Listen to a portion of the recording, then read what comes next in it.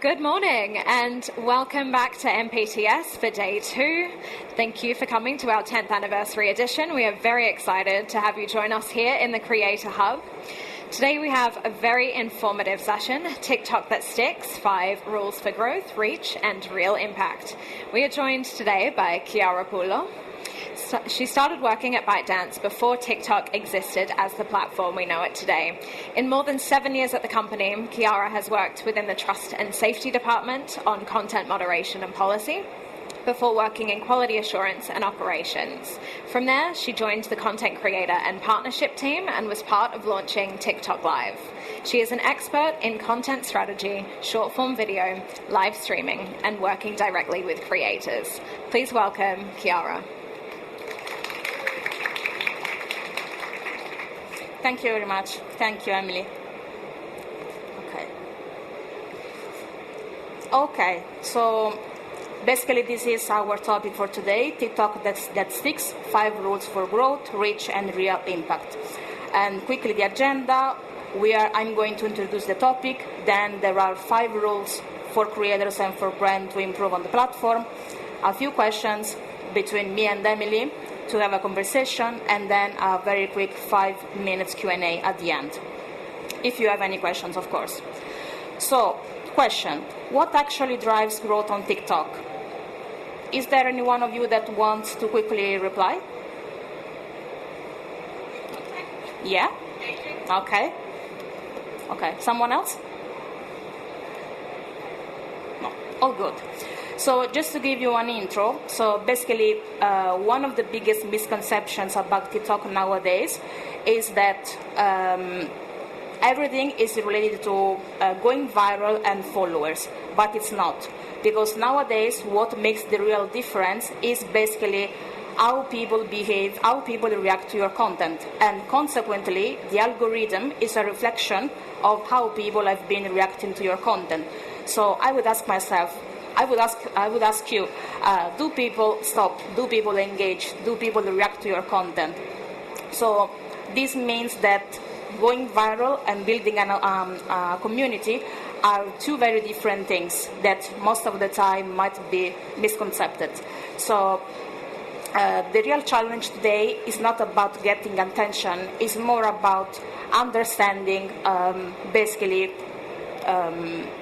sorry, I'm a little bit nervous. I guess it's normal. Yeah. So I think that nowadays the problem is not about getting attention, it's more about how to retain people on the platform and on your content. So that's where comes the 5 rules for creators and brands at the same time. So talking about creators, first rule, stop the scroll. If people don't stop, nothing else matters. So the first few seconds on TikTok are completely everything. Second rule, keep people watching. So make sure that your content is really valuable and engaging. And so this means that the more people can stay on your content, the better it's going to perform on the platform.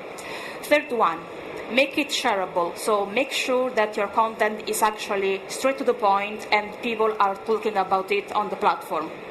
And at the same time, sharing is what really is going to drive reach. Number 4, build something that people come back for it.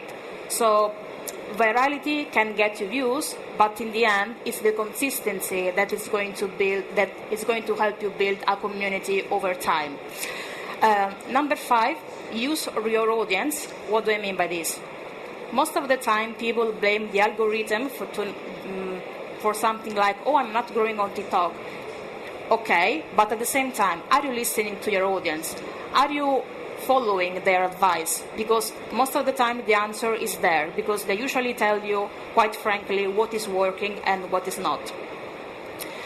And if we go very quickly to the brands, so first rule for the brands, I would say fit the platform.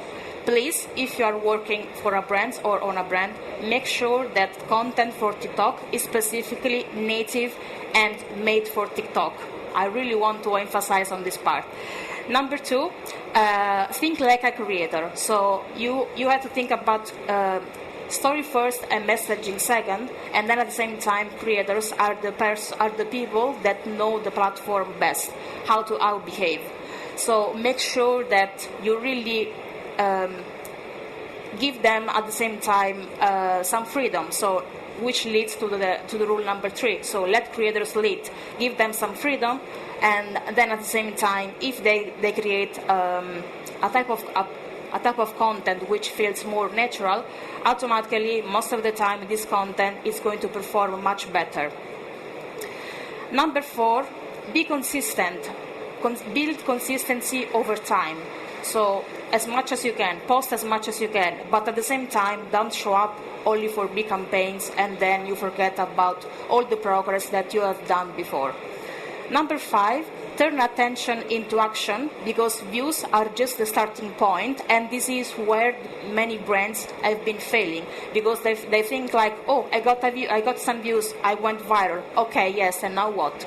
So the views are the very first step, and then you have to keep building from there to let your brand grow, and actually to turn attention into conversion, depending on what you want to achieve from the platform.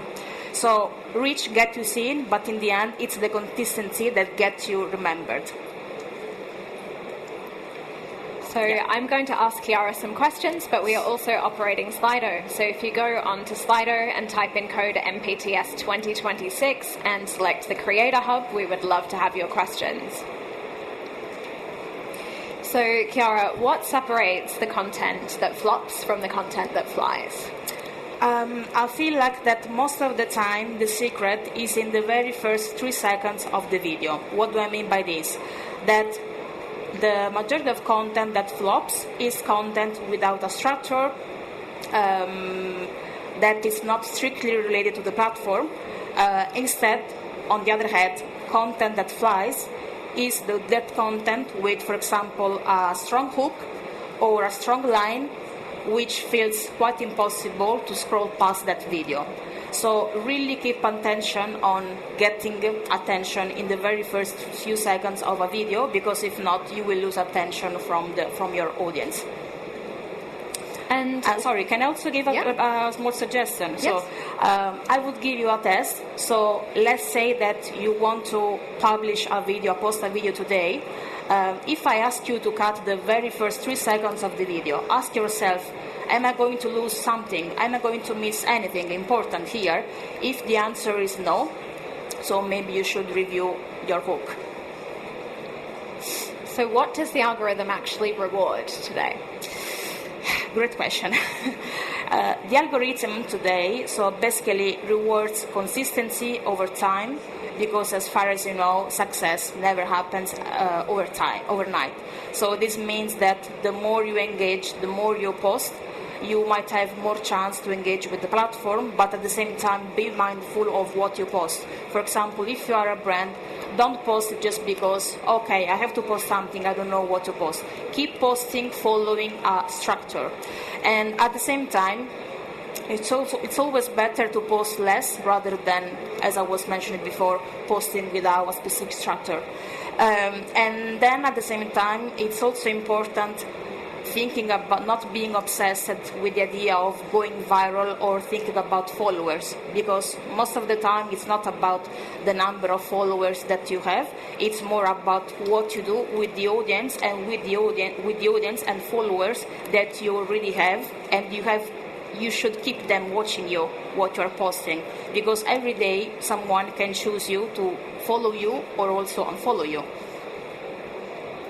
And how do you turn those views into real value? I feel like that I might think about a few examples of brands that, in my opinion, are doing the algorithmic example for this.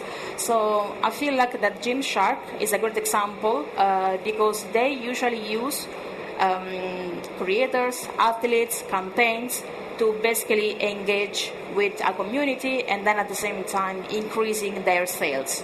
Another example might be the beauty brand ELF Cosmetics that I'm pretty sure many of you know.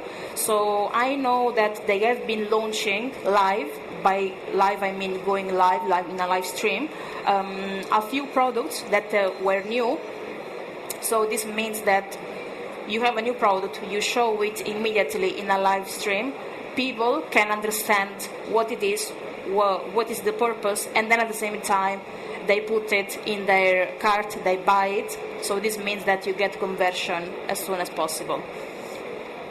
And what's the biggest difference between going viral and building an audience? As I mentioned a little bit before, I would say that going viral, I'm sure that it feels nice. I never went viral. I don't know about you guys. For sure, it's going to be a moment that you will never forget. But at the same time, building a community, it's there that you're going to see your work that you've been doing for months or for years. What do I mean by this? That you need to keep giving a reason to people to come back to you, to your content. So why these people are following you, why they're choosing you instead of someone else. So yes, so this is what I would think about. So you mentioned before some brands that use live effectively, but what makes people stay on TikTok Live? Yeah, so I feel like that live works a little bit differently compared to short form video creation. What do I mean by this? That people, I mean, you are on TikTok, you are on your feed, you see a lot of content, but at the same time there are people going live. So this means that the For You feed is super powerful in terms of discovering both short form video creators and then at the same time live creators. So when you go in a live and you tap into it, you see the creators that actually you want to see, you want to listen to, you want to engage. And I truly believe that the best creators out there most of the time are not the ones with the best perfect setting up scenario or with the best tools, for example, but they are the ones that know how to play the game. So what do I mean by this? Actually, people that are really good at communicating, at engaging with their audience, because I feel like that audiences today have been changing, so they don't want to passively consume content. They actually want to feel they want to feel part of something. They want to be part of something. And the creators that win this game, let's say, are the ones that engage with people, communicate with them, and keep them watching, and share also most of the time their life with them. And how do short form videos and live work together? If I were you or someone in the audience, I wouldn't think about short form video and live as two different channels, I would say, or ways. Yes and no. What do I mean by this? I want to say that I would think about them in the same ecosystem, but I would think about them as two different engines that cooperate together. So this means that short form videos are great for discovery. Again, you are on your For You feed, you discover great content, great creators that then you end up following for a specific reason.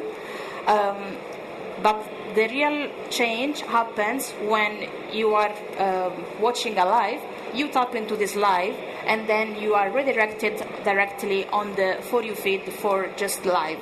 And what happens there? That you need to sorry, what was the question? I forgot. How they cooperate together. Yeah. So basically, this means that people go live, but at the same time, if you are going live, you can also, the real difference happens when you can create short form video content and clips from the best moments of your life. So this means that to show the best moments, your community, what happened in your life, you can create those clips and basically upload them from on your profile. So this means that videos and lives cooperate together and keep supporting each other rather than thinking about them as two different completely ways of operating on TikTok. At the same time, I also understand that TikTok might be confusing because there is the part of creating video, going live, TikTok Shop, but I mean, it's a powerful platform, so there are many things that we all can do. We have some questions from the audience. So what is the biggest difference between video strategy for TikTok as opposed to other short form platforms like YouTube Shorts or Instagram Reels? I would think about TikTok as a separate channel compared to YouTube, Instagram, and all the rest, all the other platforms out there. This is what I said at the very beginning in terms of I would think about TikTok as a specific platform. So if I have a piece of content, I wouldn't post it everywhere, but I would think about TikTok in terms of why I am posting this video, what I want to get out of it, and what is the hook that I'm using, and what I want to say in the very first 3 to 5 seconds to keep people engaged there. So you just mentioned hooks. If someone's hook is English text captions, how does that impact an international audience?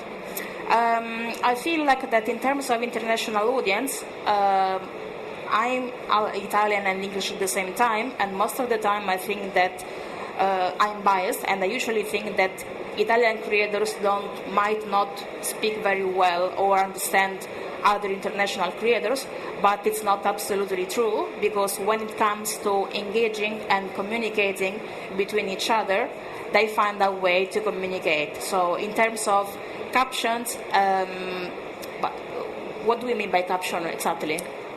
Text caption. Text caption? Yeah, sorry, I thought the subtitles.